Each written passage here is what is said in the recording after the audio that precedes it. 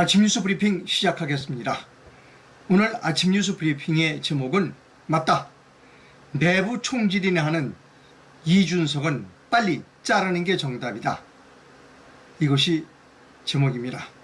지금 시각은 2022년 10월 27일 수요일 오전 7시 14분을 막 지나고 있습니다. 오늘도 많이 늦었습니다. 열심히 노력하는데 시간을 맞추기가 상당히 어렵습니다. 네, 시작하겠습니다. 어제 그 주요 뉴스, 커다란 뉴스는 경찰국 설치에 관한 뉴스입니다. 중앙일보 기사를 여러분께 소개해드립니다.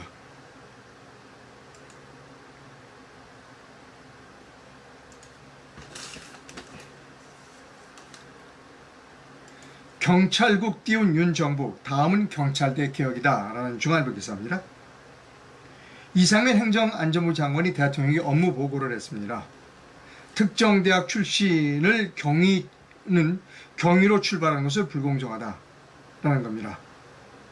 경찰국 신설을 둘러싸고 경찰 조직 내부의 반발이 이어지는 가운데 행정안전부가 경찰대 개혁 추진을 시작했습니다. 소수의 경찰대 출신이 경찰 고위직을 대부분 차지하는 현상은 불합리하다는 이유입니다.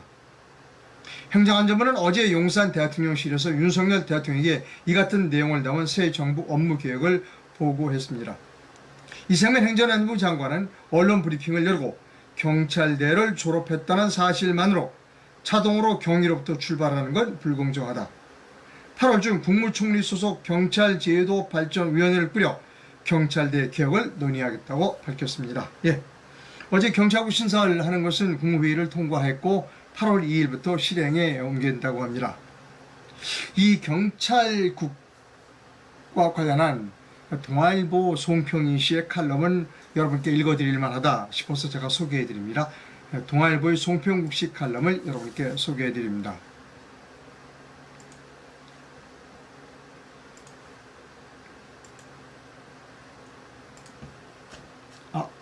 잠깐만요.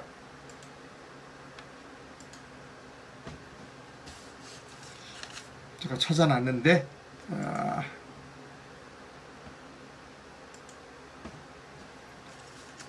그냥 읽어드리겠습니다. 워낙 아침에 열어두는 소스가 많아서 잠깐만요. 네, 여기 있습니다. 찾았습니다. 이겁니다. 송평의 칼럼, 경찰국 신설은 왜 퇴행인가 라고 하는 칼럼입니다. 다른 여러 칼럼들과는 좀 다른 시각에서 보고 있고 여러분들도 이것을 알아야 될 필요가 있다. 여기에 중요한 정보도 담겨 있습니다. 우리나라가 국가경찰위원회, 우리나라의 국가경찰위원회라는 게 있답니다. 저도 처음 알았어요. 우리나라의 국가경찰위원회가 있는데 이것은 행정안전부 소속으로 위원장은 장관도 아니고 심지어 상임이 아니라는 겁니다.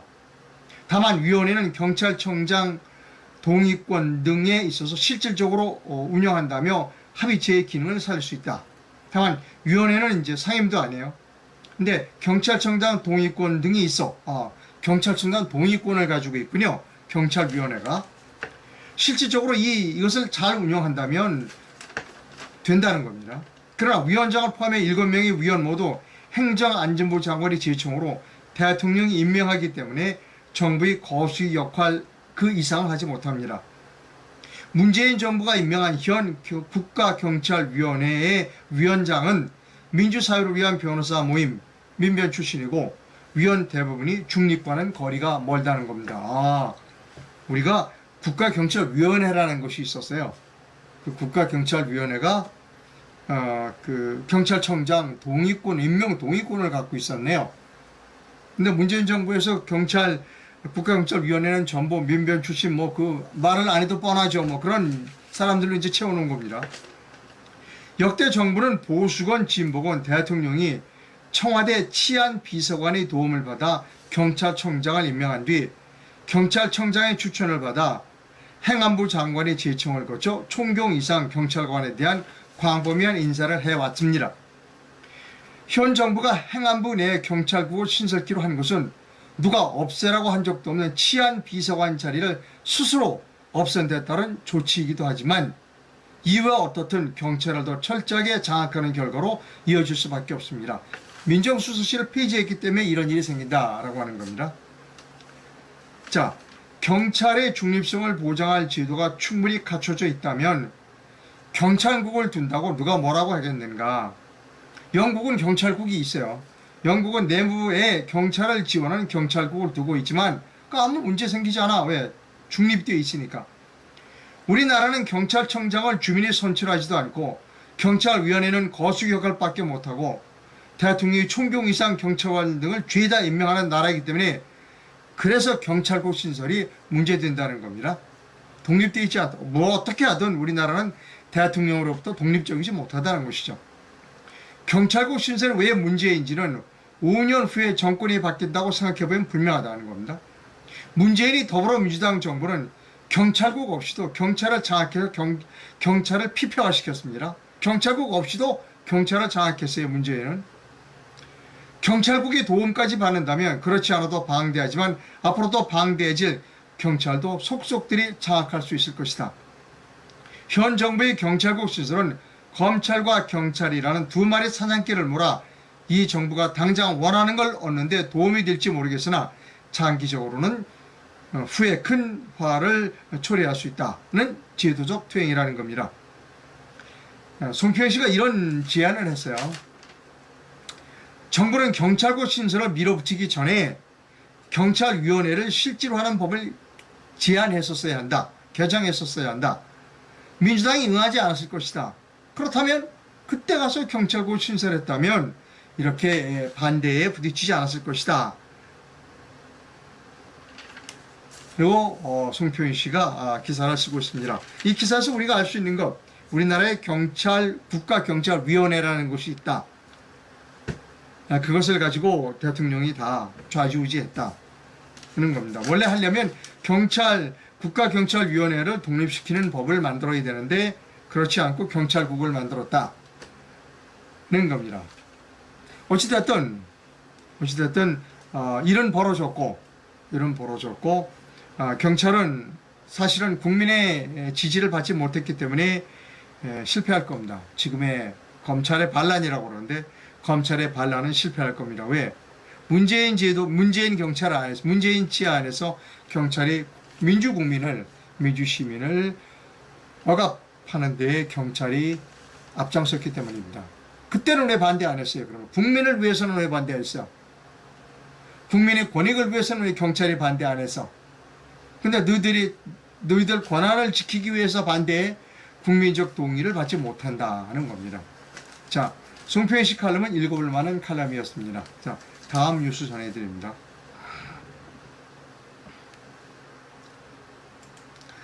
여러분, 정치인들이 자기가 입으로는 얘기 못하지만 하고 싶은 이야기를 어떻게 하냐면 기자들에게 슬쩍 흘려주는 겁니다.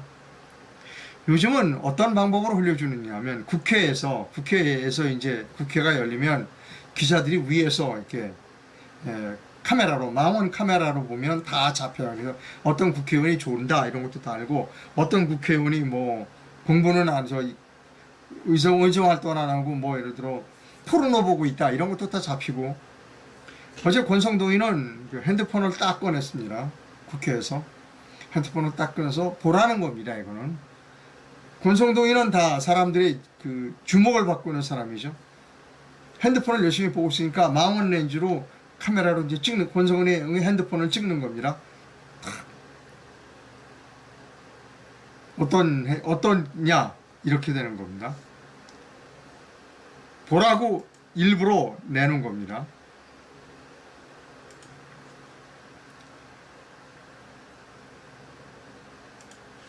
자, 이게 권성동 씨 핸드폰이에요.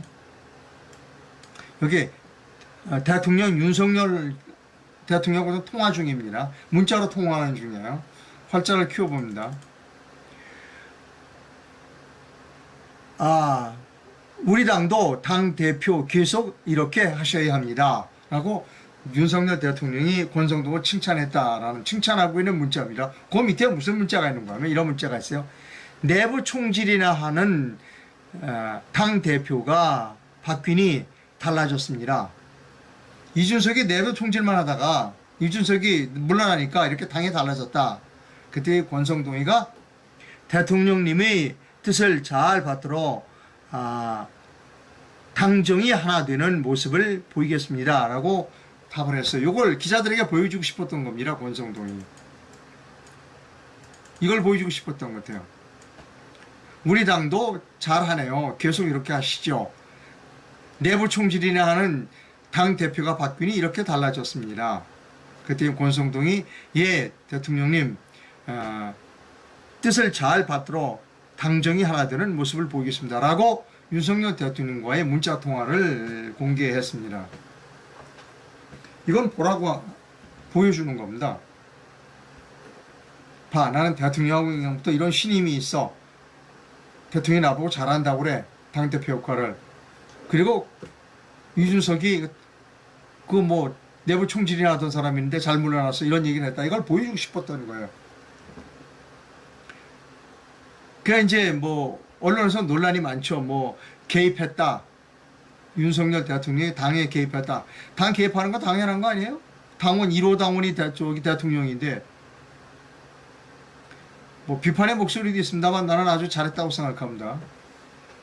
윤석열 대통령은 아주 상황 파악을 잘하고 있는 겁니다. 진작에 윤석열이는 내쫓아서야 되는 인물입니다. 그런 인물을 끌어안고 있었기 때문에 지지율이 떨어진 거였어요. 또 하나 이준석 씨는 젊은이에요.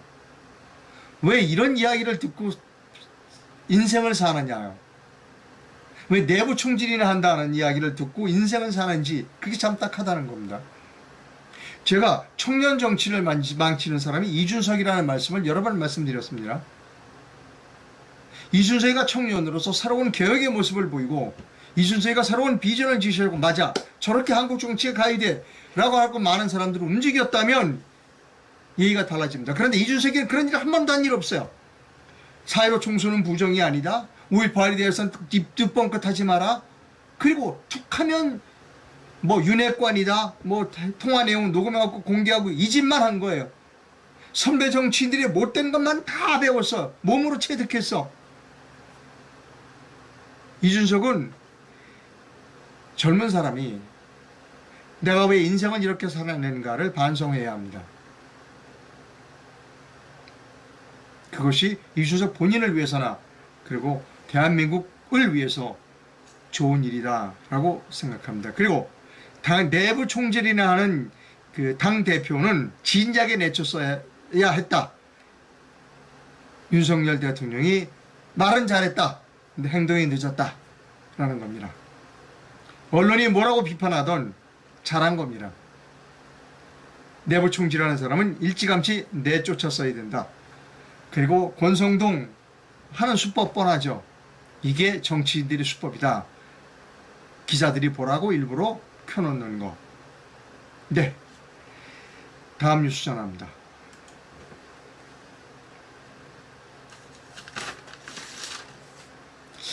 큰일이에요. 우리나라 외화가 몇 조씩 해외로 나갔어요. 네? 잠깐만요. 내가 이거 먼저 보여드리겠습니다. 뭘 했더니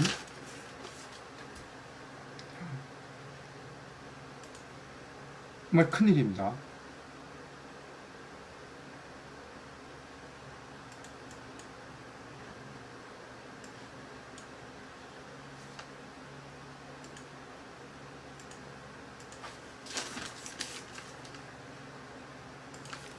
수상한 해외 송금, 국정원에서도 조사하고 있다는 겁니다.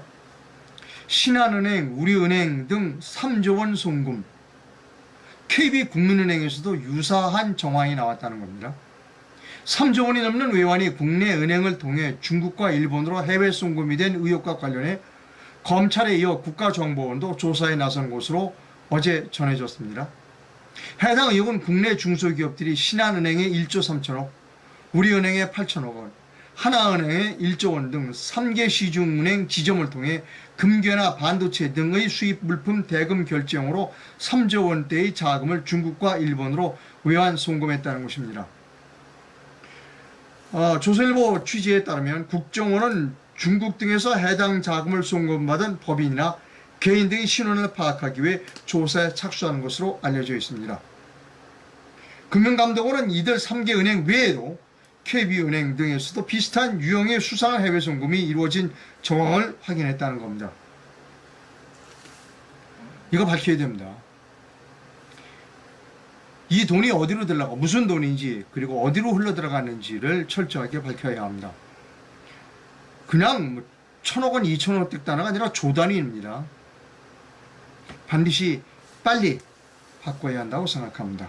밝혀져야 한다고 생각합니다.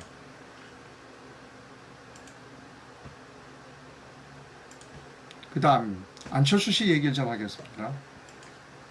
안철수 국민의힘 의원이 어제 김경수 경남지사의 사면에 반대한다고 그랬습니다. 그래서 민주주의 기본은 선거인데 선거를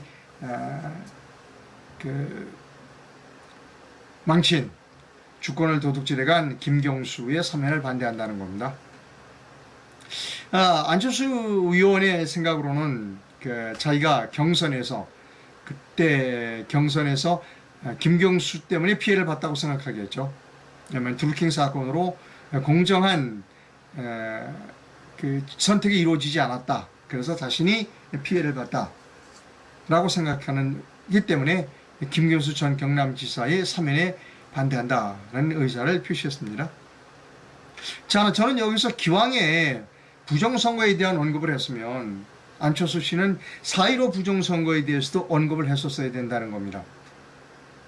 4.15 부정선거도 철저히 수사해야 한다는 이야기를 안철수 씨는 한 일이 없다는 겁니다.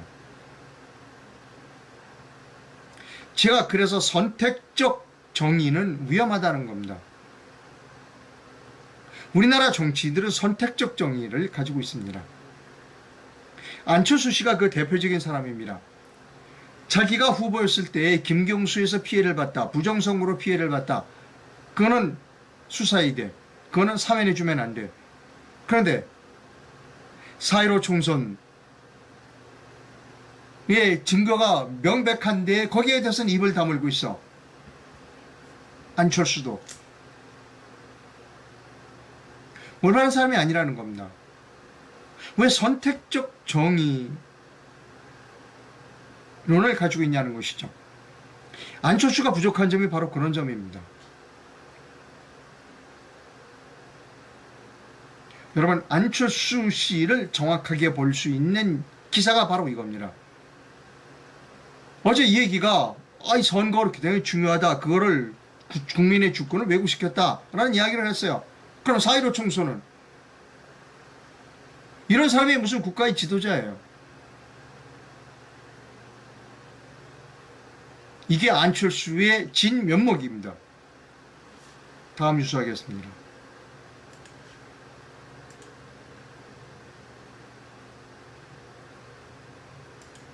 자, KBS 관련 뉴스입니다.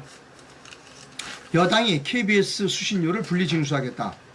연합뉴스에는 한 해 300억씩 국고가 지원되고 있는데 이거 줄 수 없다 이런 얘기입니다. 국민의힘은 어제 KBS 수신료를 전기요금에서 분리징수하는 방안을 추진하겠다고 밝혔습니다. 여당에서는 연간 300억 원이 넘는 세금이 투입되는 연합뉴스에 대한 정부 구독료를 원점에서 재검토해야 한다고는 주장이 나왔습니다. 당 내부에서는 민노총 언론노조 출신들이 KBS 연합뉴스 경영권을 장악하면서 시청자 편향성 논란이 계속 불거지고 있는데 막대한 국민 혈세가 투입돼야 하는지 의문이라고 말을 했다는 겁니다. 국회 과학기술정보통신위원회 소속 국민의힘 간사 박성중 의원은 이날 당 원내대책회의에서 KBS 편파 방송은 공영방송으로서의 본분을 다하지 못한 채 국민의 수신료를 도둑질하는 것과 다름없다. 민노총 언론노조가 장악한 KBS 편파 방송에 대한 해결 방안으로 수신료 분리 징수안을 강력히 추진할 것이다. 현재 국회는 KBS 수신료를 월 2,500에서 3,800원으로 올리는 방안이 계류 중이다. 자, 당연히 KBS 수신료는 그 분리징수돼야 합니다. 낼 사람만 내는 겁니다. 강제로 전기요금에 포함돼서는 안 됩니다. 당연히 연합뉴스 서비스를 받지 않은 국가기관이 왜 세금으로 300억 원을 연합뉴스에 지원해 주느냐. 며칠 전에 그 대구시장인 홍준표 시장이 연합뉴스에 한 1억 정도가 나가는데 그거 지원금 끊겠다고 그랬습니다. 구독료. 잘하는 겁니다. 우리나라 언론은 이런 식으로 먹고 삽니다. 뜯어먹고 삽니다. 없어야 합니다. 그리고 KBS 수신료는 분리징수 1차적으로 해야 되지만 궁극적으로는 KBS라는 전파는 회수해야 합니다. 즉 공영방송은 필요가 없다는 것입니다. 그게 제가 계속 일관되게 주장하고 있는 바입니다. 공영방송은 폐지해야 합니다. 그 다음 뉴스입니다.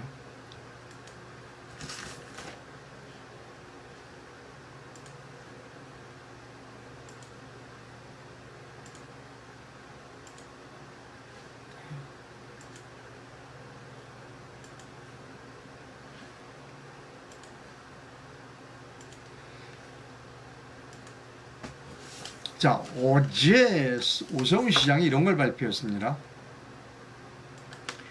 용적률을 확 풀겠다. 1500% 초과도 허용하겠다.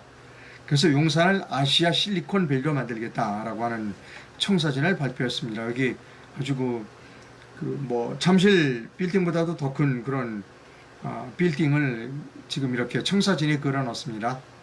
그리고 오세훈 시장이 발표하는 모습입니다. 예, 일단 용산을 용적률 확 풀어서 커다란 도시로 만들겠다라고 하는 데는 찬성합니다. 제가 지금부터 이 오세훈 시장이 어제 발표에 대해서 두 가지 점을 지적하고자 합니다. 두 가지 점. 첫째, 왜 용산만 용적률을 확 풀어줘야 하죠? 내가 오세훈 시장에게 물어보고 싶은 게 바로 그겁니다. 왜 용산만 용적률을 1500%를 넘어도 허가해 주나요?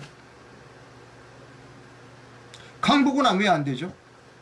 오세훈 시장님, 강북은 왜 용적률이 1500%, 2000%가 안 되죠? 왜 안 돼요?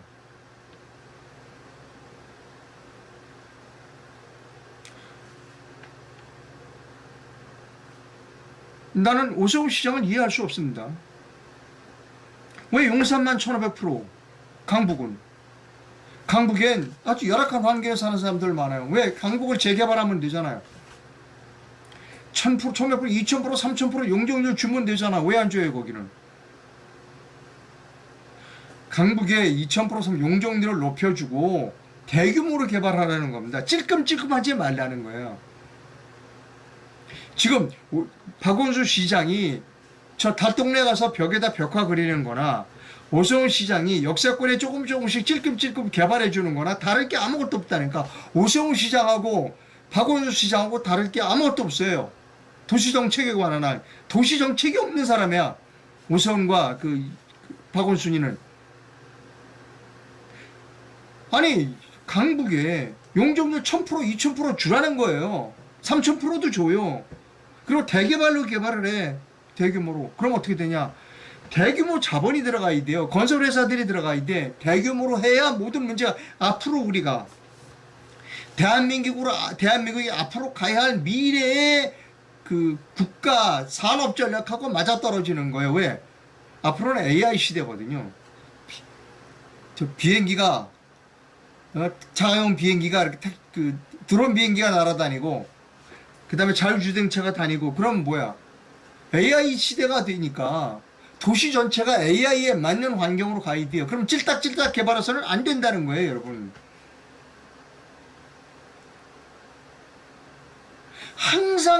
항상 강북은 재개발 대상이 되는 겁니다. 그러지 말고 크게 개발해라. 동 단위로 크게 개발을 하라고 얘기를 해야 돼요. 동 단위로 크게 개발을 하면 용적률 높여주겠다. 3000%, 4000% 주겠다. 그러면 어떻게 되냐? 건설사들이 모여들죠. 자본 가진 사람들이 모여드는 거예요. 그렇게 함으로써 우리가 대한민국이 가야 할 방향을 민간 자본을 끌어들여서 건설하는 거예요. 거기에 가야 큰 빌딩을 줘야 새로운 설계, 새로운 시공, 그 다음에 새로운 건축 자재, 그리고 AI에 맞는 통신 환경, 그리고 우리 어린이들에게 그 좋은 그 유치원 환경, 노인들이 거기서 살 수 있는 노인 주거 환경, 모든 것들이 해결될 수 있어요. 근데 오세훈이처럼 지금 역세권에 여기 찔끔 안 된다니까요. 계속해서 비용이 들어가요. 모든 앞으로 하는 일에 계속해서 또 비용이 들어가게 되는 거예요. 왜 강북은 용산만 용적으로 확 풀어주고 강북은 용적률을 안 풀어줘요? 확 풀어주세요. 크게 개발을 해라 그래. 그런 앞으로 우리가 대한민국이 가야 할 방향이 거기 있어요. 거기에 수많은 일자리가 창출이 돼요. 역사권에 찔끔찔끔 개발해가지고 무슨 일자리가 창출되겠어요? 자, 그러면 기존에 강북에 땅 갖고 있는 사람만 부자가 되겠네? 맞죠? 그 사람 부자 되는 게 왜 이렇게 배가 아파요? 왜 강남에 땅 갖고 있던 사람만 부자가 돼야 돼? 강남에 그 가난한 사람이 부자가 되는 거 그 꼴을 못 보겠어. 속이 부글거려. 오케이. 그러면 오세훈 씨, 제가 항상 얘기하잖아요. 국민연금을 투자자로 넣으라는 거예요. 국민연금을 투자자로 넣어서 투자금의 상당 부분을 국민연금에 회수하도록 해주면 되잖아요. 두 번째, 오세훈 씨에게 또 얘기할 게 있습니다. 아시아 실리콘밸리를 만들겠대. 아, 좋아요. 누가 나쁘다고 하지 않아. 그런데 실리콘밸리 만든다는 사람이 지금 한둘이 아니야. 새만금에도 만들겠다 그러고 화성에도 만들겠다 그러고 대구에다도 만들겠다 그러고 전국이 지금 실리콘밸리가 난리야. 어디는 뭐 구청장도 만들겠대. 이제 대한민국 정말 완전 대한민국 국토가 전부 실리콘밸리 되겠어요. 실리콘밸리가 시장이나 정치 그런 사람의 지역 시장의 의도에만 그 뭐라 그럴까 의사이에서만 결정되는 게 아니에요. 자, 여러분, 제가 이제 반도체에 관계되는 실리콘밸리가 나왔으니까 반도체에 관련되는 오늘 뉴스를 여러분께 설명드립니다.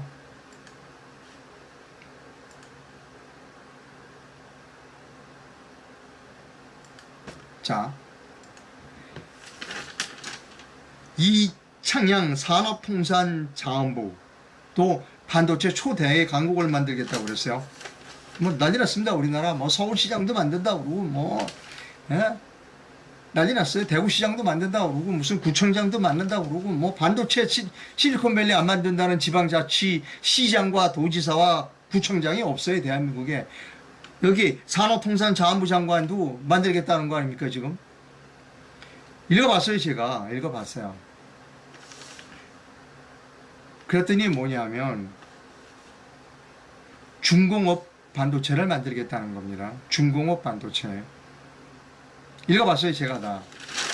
중공업 반도체. 그런데 제가 반도체를 계속해서 설명드립니다. 어제에 이어 또 설명을 드리겠습니다. 반도체의 종류에 대해서.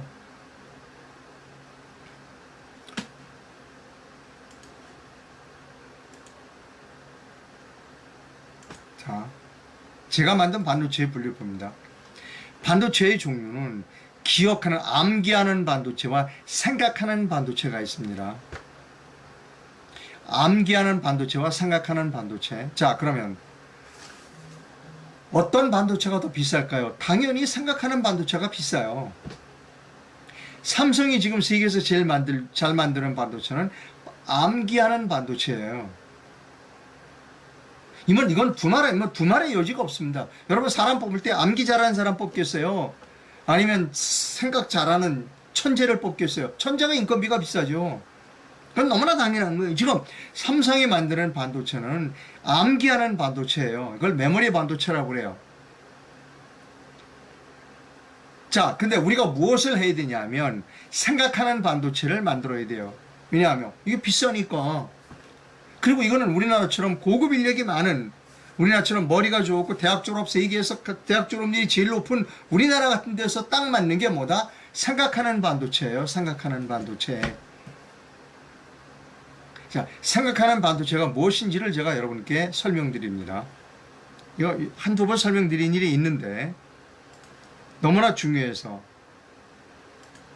자, 여러분, 이게 한자인데요. 생각하는 반도체는 앞으로 중국이 세계를 제패할 거예요. 왜 중국이 세계를 제패할까요? 중국은 5,000년 전부터 생각하는 반도체를 만들어 왔어. 중국 한자 하나하나가 다 생각하는 반도체예요. 여러분, 이게 호자입니다. 여자가 자녀를, 아들을 이렇게 끌어안고 있으면 좋죠. 엄마가 아들을 끌어안고 있으면 얼마나 좋겠어요. 이게 호자입니다. 그러니까 이 중국 글자는 생각을 조립해서 만드는 겁니다. 똑같아요. 지금 반도체하고 이런 기능과 저런 기능이 있다. 그러면 이런 기능과 저런 기능을 조립해서 반도체를 만들어야 돼요. 그게 생각하는 반도체예요. 이 밑에는 숲을 임자예요. 왜? 나무가 두 개 나무가 여러 개 모이면 숲이 되는 겁니다. 그러니까 중국 사람은 5,000년 전부터 글자의 생각, 한 개의 글자에 여러 개의 기능을 집어넣는 글자를 가지고 있어요. 이걸 반도체라고 생각하면 그냥 반도체. 이 호자라는 반도체를 기계에 넣으면 좋아져, 모든 것들이. 이 임자라고 하는 반도체를 넣으면 슈플이 무성해져. 뭐가 막 무성해져. 이게 생각하는 반도체입니다. 자, 제가 또 다른 좋은, 좀 속된 비유를 말씀드립니다. 여러분, 이게 좀 제가 속된 표현이라고 얘기했습니다. 이게 진짜 한자엔 이런 글자가 없습니다. 이게 숲을 임자 아까 제가 말했죠. 숲 속에 남자와 여자가 있으면 어떻게 되나요? 뻔하다는 겁니다. 그래서 우리가 흔히 뻔할 뻔자라고 얘기하는 겁니다. 이게 좀 제가 속된 표현을 제가 여러분께 드리고 있습니다. 이게 반도체예요. 보세요. 기능을, 숲이라고 하는 기능과 남자라고 하는 기능과 여자라는 기능이 이렇게 모이면 무슨 일이라든가 뻔하다. 이거를 반도체에 그냥 지르면 뻔하게 진행됩니다. 이거를 생각하는 반도체라고 생각하시면 되는 거예요. 다시 반도체의 동류로 들어옵니다. 이걸 우리 국민이 정확히 알아야 돼요. 삼성이 만드는 반도체는 암기하는 반도체예요. 삼성, 우리나라는 지금 무엇을 못 만드냐? 생각하는 반도체를 못 만들어요. 아까 보여드렸잖아요. 뻔할 뻔자 같은 걸 못 만드는 거예요. 근데 생각하는 반도체라는 거는, 야, 뭐 뻔한 거 없어? 반도체만 넣으면 쫙 뭐 되는 거 없어? 예, 그럼 뻔하게 만들 수 있는 거. 그러면 이 나무 속에 남자, 여자가 있어. 이렇게 조합을 해. 이게 생각하는 반도체. 이거를 만들어야 되는 겁니다. 생각하는 반도체. 그럼 어떻게 해야 되느냐? 이거는 대학생들, 그러니까 우리나라 고학력이 많잖아요. 이거는 부단 IT 전공자뿐만 아니라 철학과 나온 사람, 역사학과 나온 사람, 뭐 다양한 사람이 필요해요. 왜 다양한 사람이 필요하냐? 보여드렸잖아요, 제가. 이런 뻔한 뻔자를 만들어내려면 철학하는 사람도 있어야 되고, 만화가도 있어야 되고, 소설가도 있어야 되고, 음악하는 사람도 있어야 돼요. 그러니까 그 각분야 여러 수제들이 모여야 뻔할 뻔자가 만들어지는 겁니다, 여러분. 이거 설계하는 거예요. 이거는 중공업이 아니야. 사람들이 쫙 모여서 머리를 짜놔야 되는 겁니다. 야, 뭐가 뻔할까? 야, 뭐 뻔한 거 좀 아이디어 내봐. 그러면 수덕수덕하다. 이거 만드는 겁니다. 야, 숲이 있고요. 남자 아이디어 있으면 뻔하지 않겠습니까? 이런 아이디어가 나와야 되는 겁니다. 이게 반도체 설계예요, 여러분. 이거 삼성 죽었다 깨어도 못 만들어. 삼성은 죽었다 깨어도 안 돼. 공장에서 뭐가 이런 게 나와. 여러분, 제가 삼성을 비난하고자 하는 게 아니에요, 절대로. 공장에선 이거 안 나와. 공장에서 무슨 이런 생각을 해. 이건 어떡하냐? 아주 환경 좋은 사무실에서 창의력이 뛰어난 젊은들이 모여서 토론하고 술 마시고 맥주도 마시고 기타도 치고 그래야만 이게 설계가 가능한 거예요. 근데 우리는 이거 하자는 얘기가 아니야. 이 생각하는 반도체 설계를 하자는 이야기가 아니야. 산업통상부 장관도 뭐냐, 이거 하는데 지원해 주자는 거예요. 기억하는 반도체 만들고. 그 다음에 또 하나 뭐가 있냐, 이 생각하는 반도체, 예를 들면 이겁니다. 이 뻔할 뻔짜를 설계했어. 이 뻔한 뻔짜를 설계해갖고, 여기 뭐 예술하는 사람, 소설하는 사람, 뭐 역사하는 사람이 뻔할 뻔짜를 설계했어. 그럼 이걸 만들어야잖아요, 반도체로. 하청 공장으로 내려보내요. 야, 이거 만들어라. 뻔할 뻔짜를 반도체로 만들어. 라고 하청 공장으로 내려보내야 돼요. 그게 파운드리예요. 설계는 수재들이 해. 똑똑한 사람들이. 그걸 만드는 건 하청 공장에 줘. 그거 파운드리예요. 그래서 여러분, 그게 이겁니다. 자, 아까 제가 뻔할 뻔짜 설계했다고 그랬죠? 그러면 이 사람들은 하청을 누구한테 주느냐? 파운드리라는 공장에게 줘요. 하청업체에게 줘. 지금 파운드리 1등이 어디냐? 대만이에요. 하청업체 1등이 대만이야. 2등이 삼성전자야. 근데 대만에 비하면 삼성전자는 아주 미미해. 지금 산업통상부 자원도 그렇고 모든 사람이 다 무엇에 지원해 주자? 암기하는 반도체와 하청업체에 지원해 주자는 얘기예요. 진짜 기획하는 곳에는 지원 얘기가 없어. 그래서 여러분, 이걸 정확하게 분명히 알아야 된다는 거예요. 지금 신문에서 보면 뭐 오세훈 시장도 뭐 반도체 무슨 단지 만든다, 무슨 실리콘밸리 만든다, 뭐 한다. 이거를 정확히 알아야 돼. 오세훈 시장이 정말로 실리콘밸리를 만들고 싶다면 이거예요, 이거.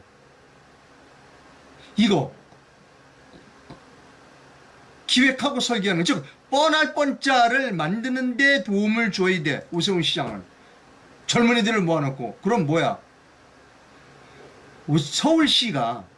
서울시가 반도체 설계를 젊은이들에게 위탁해야 되는, 이들에게 주문해야 되는 겁니다. 야, 서울시의 소프트웨어 이런 걸 만들어 달라, 이러면 발주를 해줘야 되는 거예요. 서울시가 건물을 만드는데 용적률을 높여서 건물을 짓는데 하는 게 아니라, 이런 산업을 발전시킬 의도가 있다면 오세훈 시장은, 야, 뻔할 뻔짜 이거 만드는 거 내가 공모하겠어, 소프트웨어. 그리고 서울시의 예산 상당 부분을 소프트웨어 이런 거 뻔할 뻔짜 만들어 갖고 와, 공모를 해야 하는 겁니다. 그게 서울시가 해야 할 일이에요. 그 다음에 또 누가 해야 되느냐?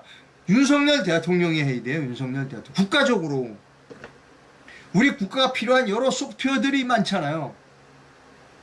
국방부 엄청나게 많아요. 국방에 필요한 소프트웨어가. 국방부 장관이, 야, 총을 안 쏘고도 적을 일중간에 딱 괴멸시킬 수 있는 그런 거 하나 만들어 갖고 와. 그럼 설계해야 돼. 설계하는 사람이 필요해. 다시요. 이걸 잘 이해 못 하시는 분들이 있어요.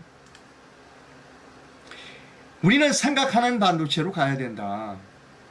근데 온통 난리야. 반도체가 강국될 것 같아. 그런데 아니다. 이 뻔할 뻔짜처럼 만드는 이 설계 쪽에는 생각들을 못하고 있다. 근데 중요한 건 뭐다? 이 설계다, 설계. 설계한 사람한테 하청받는 것, 이것도 중요하지만 더 중요한 건 이거다. 하청받아서 일하는 건 중공업이라는 거예요. 자, 그러면 이 설계 시장이 얼마나 큰지 시장 규모를 여러분께 보여드립니다. 자, 팹리스가 설계예요. 패브리케이션 리스, 설계만 하는, 공장이 없는 10개, 세계 10개 반도체 설계회사들 매출이 연해 2021년에 165조 원이에요. 164.9니까 165조 원이었습니다. 165조 원. 그 설계 시장의 대부분을 미국이 차지하고, 그리고 대만이 차지해야 합니다. 설계 시장도. 그리고 중국이 차지해요. 자, 이 표 여러분 자세히 보세요. 자, 설계 시장의 대부분 68%를 미국이 하고 나머지는 대만과 중국입니다. 왜 대만과 중국이 설계 시장을 차지하는지 제가 아까 말씀드렸죠. 왜 한자를 쓰는 대만하고 중국은 5천년부터 설계를 했다니까. 반도체 설계를 5천년부터. 이대로 내버려두면 이 설계 시장에서 미국은 중국에 밀릴 거예요. 왜?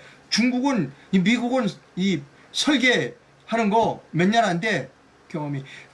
이 대만하고 중국은 5천년 동안 설계를 했어요. 5천년 동안. 전 국민이. 밀리게 돼 있는 거예요, 이거는. 근데 다행스럽게 우리나라는 우리나라는 한자 문화권이에요. 따라서 우리도 설계에는 빠지지 않게 여기서 이 큰 시장에서 상당 부분의 포션을 차지할 수 있다는 겁니다. 그러면 윤석열 대통령은 어디에 투자를 해줘야 되느냐? 설계 쪽에 투자를 해줘야죠. 설계 쪽에 투자를 해줘야 되는 겁니다. 여기 어떻게 투자해야 되느냐? 1년에 수십조씩 투자를 해줘야 되는 거예요. 제가 계속 이거 얘기하는데 아직도 윤석열 대통령한테 이 이야기가 전달이 안 된 것 같아. 그리고 신문에서 온갖 난리야. 다 반도체 강국될 것 같아. 분명히 우리가 알아야 돼요. 우리가 갈 길은 설계입니다. 설계. 자,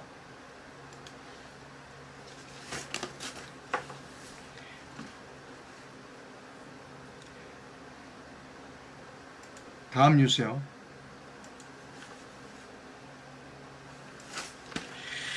동아일보 단독 기사입니다. 테라 사태 권도용 입국 시 통보하고 신현성은 출국 금지시킨다. 한국산 가상화폐 테라와 루나 폭락 사태와 관련해 사기 의혹 등을 수사 중인 검찰이 발행사인 테라폼랩스의 권도용 대표와 공동 창업자인 신영성 티몬 이사회 의장에 대해 각각 입국 시 통보와 출국 금지 조치를 취한 것으로 밝혀졌다. 이 테라의 권도용 씨는 이미 출국했어요. 어디 있는지 몰라, 이건. 가상화폐, 가상자산. 자, 우리나라 심각한 나라예요. 지금 가상화폐, 가상자산의 거래 총액이 주가 총액보다 많아요. 주식 총액보다. 주식 거래 총액보다. 우리나라에 지금 이거 투자하고 있는 사람이 500만 명 정도 돼요. 매우 위험합니다. 그래서 김경재 방송에서 제가 숭실대학교의 이남현 교수님을 모시고 가상자산 미래투자 전략이라는 특별 기획을 진행하고 있습니다. 어제부터 시작했어요. 이남현 교수의 가상자산 미래투자 전략. 매우 위험하다 이런 겁니다. 어제 방송 내용의 일부, 김경재 방송 내용의 일부분을 여러분께 들려드립니다.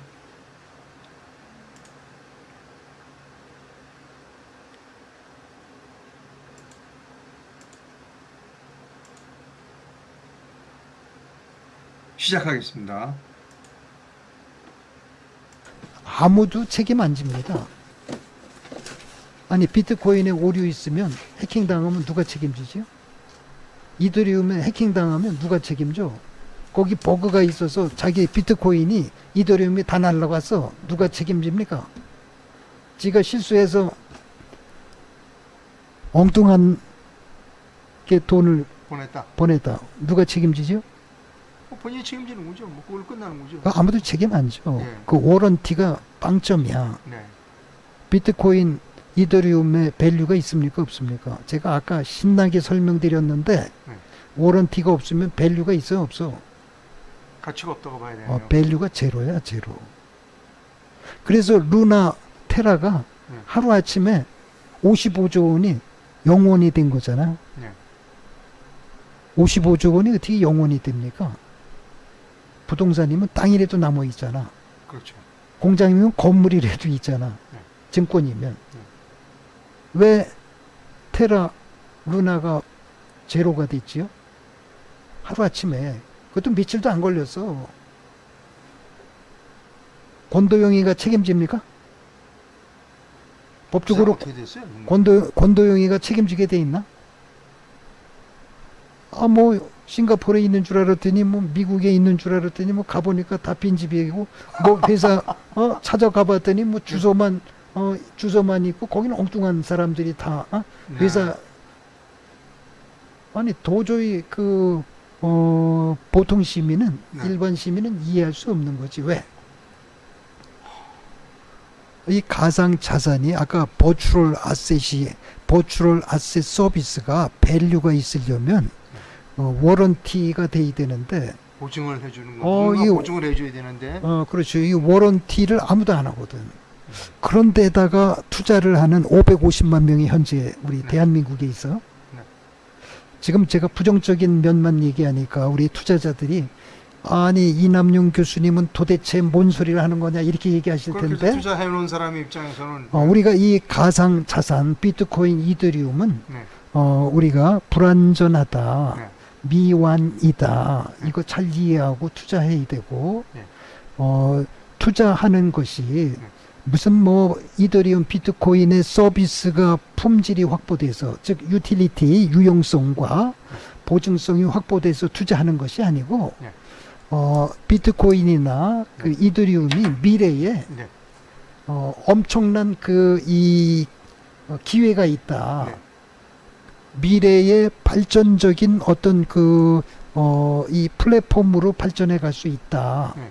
그 가능성 때문에 내가 연구 개발 자금을 묻지마 투자했다. 이렇게 보시면 돼. 비트코인 내가 그 기술을 위해서 내가 연구 자금을 댔다. 묻지마 투자를 하는 거야. 묻지마. 예. 왜냐면 R&D 연구 개발의 속성이 뭐냐면 네. 연구 개발은 위험, 리스크가 높은 투자를 하는 거거든요. 그렇죠. 그래서 그 실패 확률이 여러분 그 벤처 성공 확률이 100개 기업 중에 1개가 성공하기 어려워. 네. 그게 99% 무조건 실패거든. 네. 우리 그 가상 자산 네. 이더리움, 비트코인 등등 17,500종의 이 가상 자산이 있는데 이 가상 자산의 성공 확률이 1%가 안 돼. 자, 여러분, 잘 들으셨죠? 이남은 교수님의 특별 기획은 김경재 방송에서 계속됩니다. 그럼 김경재 방송에 들어가셔서 어제 1부와 2부 내용을 확인하시면 좋겠습니다. 심각한 문제입니다. 자, 중앙일보의 그 사설과 칼럼을 소개해 드립니다.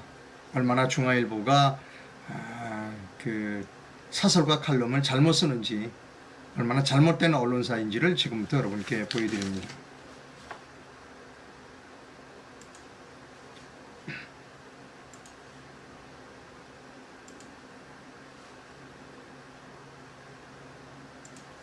중앙일보 사설입니다. 여성가족부 페이지보다 고유 역할을 재정비하라는 겁니다. 폐지하지 말라는 겁니다. 여가부 페이지를 밀어붙일 일은 아니다. 청소년 보호, 지원, 다문화 정책, 성범죄 예방, 피해자 보호 등 중요한 역할을 담당한다. 남녀평등 문제는 최근 젠더 이슈로 더 복잡해졌다. 부처로서의 고도의 전문성을 필요로 한다. 여성가족부란 이름이 사라져도 고유의 기능은 재조정이 필요하다. 업그레이드해야 된다. 폐지하지 말고 그 기능을 업그레이드 하라는 것이 중앙일보의 사설 내용입니다. 저는 반대합니다. 저는 반대합니다. 이 여성가족부가 성인지 감수성에 사용하는 예산이 우리나라 국방부가 우리나라 정부가 개발하는 연구 개발비보다 많습니다.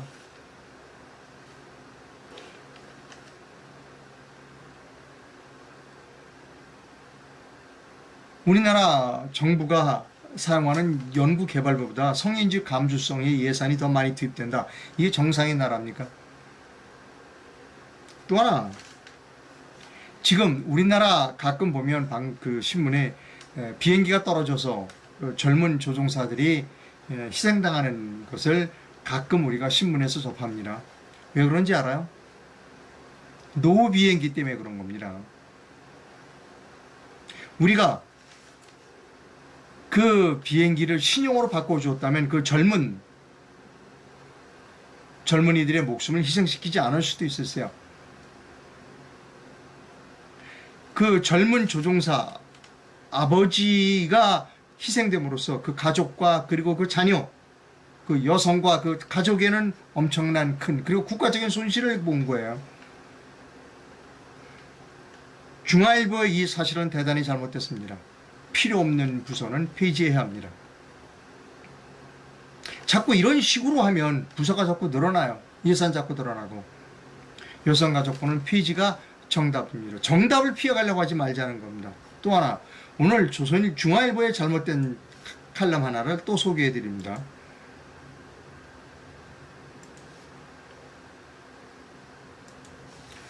윤 정부 지지율 회복이 필요한 이유라는 김동호 그 논설위원회 칼럼이 있습니다. 윤 정부 지지율 왜 필요하냐? 그래야만 개혁을 할 수 있다. 국민 지지 받을 때 개혁도 가능하다. 부정적 평가가 많으면 움츠러든다. 그러니까 국민 일단 지지율부터 회복해라. 그러기 위해서는 출근길에 도어 스태핑 같은 거 하지 마라. 아니 왜 이렇게 조중동은 도어 스태핑에 그렇게 그 불만이에요? 윤석열 대통령이 도어 스태핑에서 말하는 게 좀 투박스러워요. 근데 우리가 그거 알아야 돼. 나쁠 거 없어. 윤석열 대통령이 도어 스태핑에서 크게 실수한 일 없어요.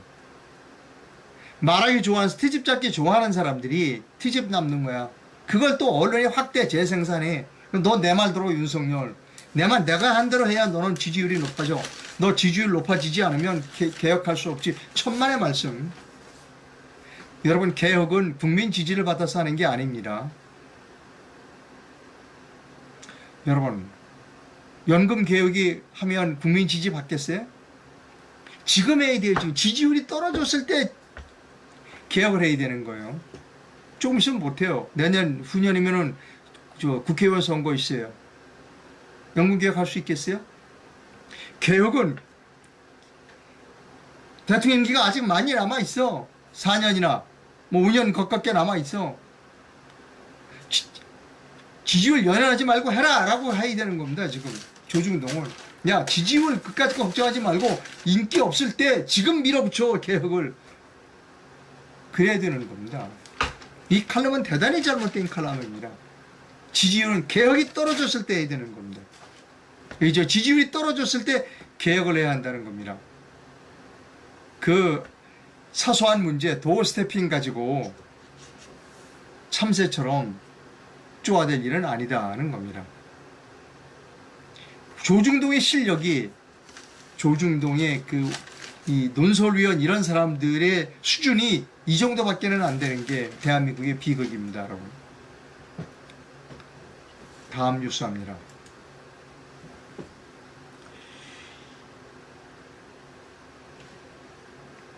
영국 이야기 하겠습니다.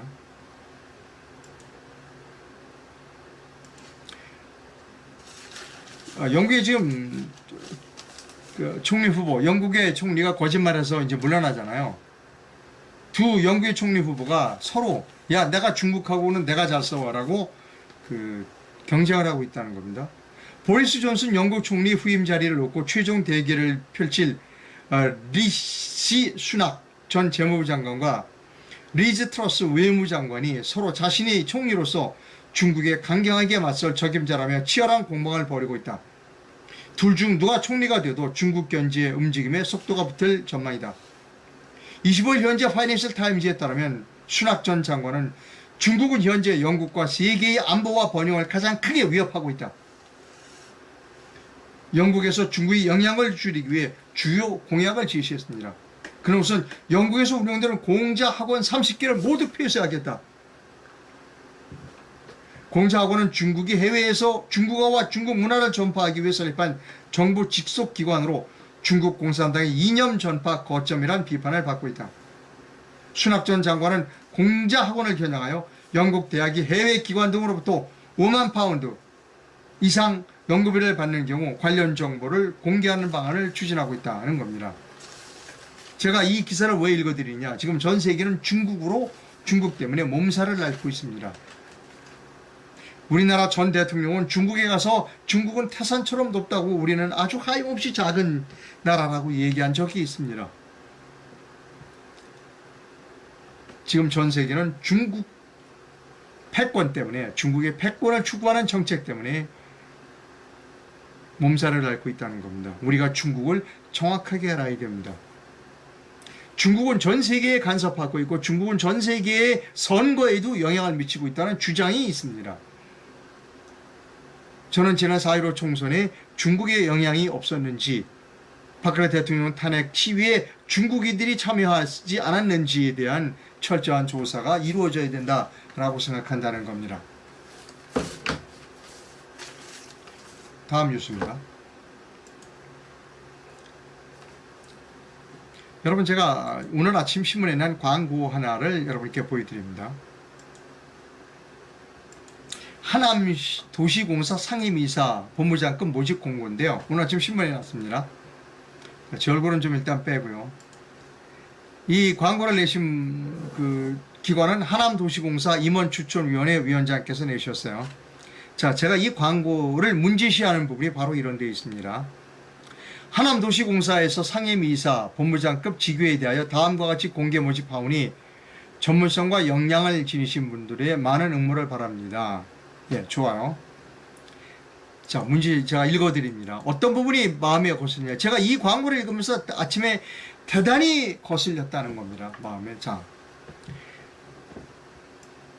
4급 이상 공무원으로 재직한 경력이 있는 자, 놈자자입니다. 그 다음에 상임위원으로 1년 이상 경력한 재직이 있는 자, 또 1년 이상 경력이 있는 자, 임원추천위원장이 인정하는 자, 각 호의 결격 사유가 없는 자, 하나, 둘, 셋, 넷, 5개, 놈자자가 5개나 사용됐어요. 여러분, 이 자자는요, 점잖은 표현이 아닙니다. 공손한 표현이 아니에요. 놈자자입니다. 그래서 우리가 이 자자로 쓰면 언쟁을 벌여요. 기분 나쁘다고. 그런 것도 보셨죠.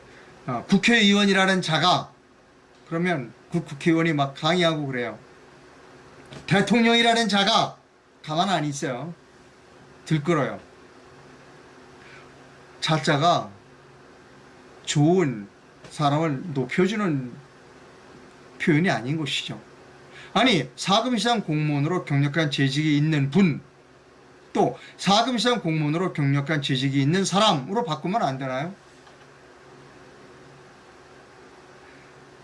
왜 놈자자로 5개나 쓰느냐고요? 지방 공기업에서 상임위원으로 1년 이상 재직한 경력이 있으신 분, 이렇게 표현하면 안 돼요? 어디 덧나요? 경기 하남공사, 경기도시공사, 하남도시공사네요. 하남도시공사가 얼마나 높은 기관이 이게 이렇게 놈자자를 그냥 남발을 하느냐고요. 여러분, 혹시 다음에 광고 같은 거 쓰실 때 놈자자는 피해 주시기를 바랍니다. 사람을 높이는 표현이 아니에요. 재직한 경력이 있으신 분, 상임위원으로 1년 이상 재직한 경력이 있으신 분, 이렇게 분으로 바꾸나 아니면 사람으로 바꾸면 왜 안 되느냐는 것이죠. 이 광고를 보면서 아침에 대단히 기분이 언짢았다라고 여러분께 말씀드립니다. 예, 저는 독립 언론인입니다. 저는 어제 아침 뉴스를 전부 여러분께 소개해드리지 못합니다. 이상로의 시각으로 본 뉴스를 여러분께 전해드립니다.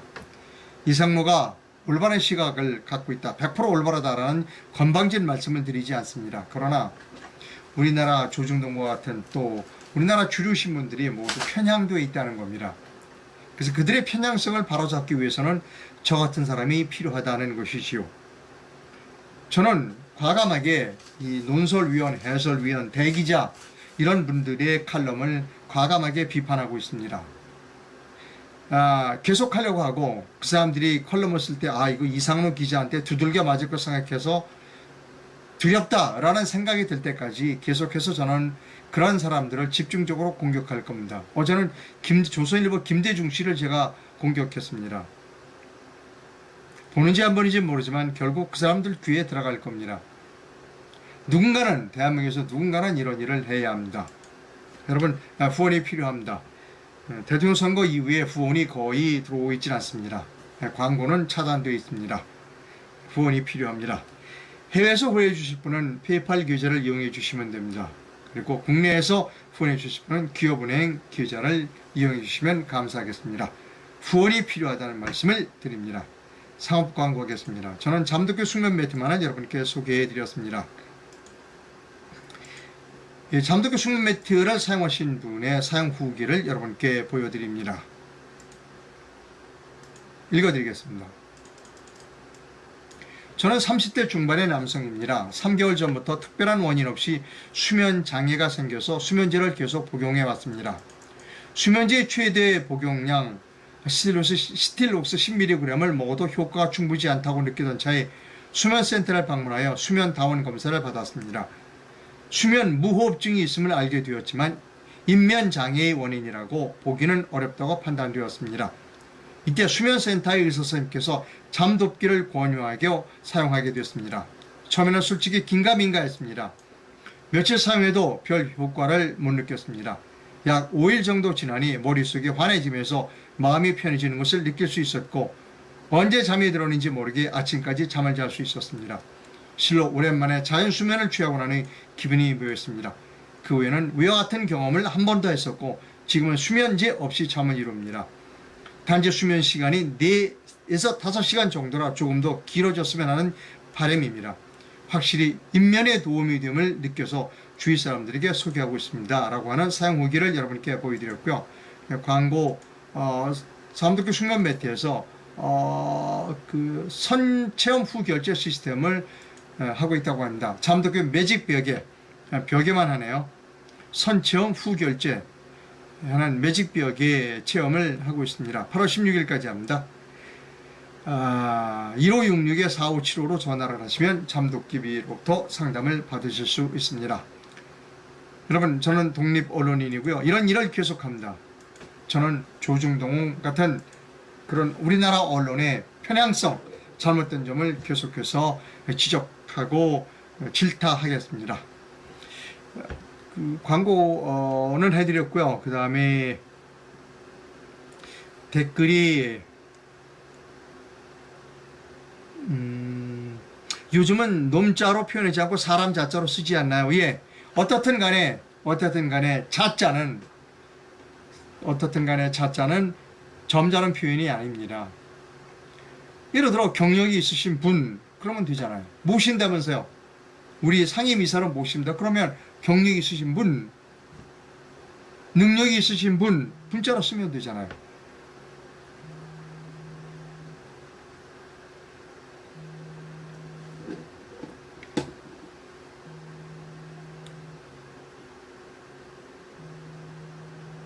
권성동 씨 얘기를 한번 배신자는 영원한 배신자다. 이준석 씨 얘기를 하는 것 같습니다. 내부 총질하는 사람 쫓아내라고 보수 개인 유튜브들이 그렇게 열심히 방송했는데 대통령은 자신의 위치를 명확하게 하시라. 빨리 쫓아내라는 겁니다.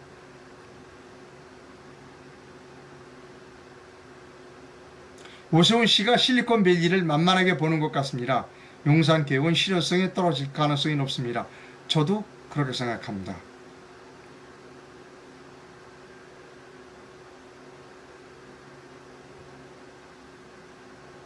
네, 상당히 많은 그 댓글이 들어왔고요. 예, 여러분 방송 시청해주셔서 감사합니다. 예, 좋은 하루 보내시기 바랍니다. 어제도 상당히 덥더라고요.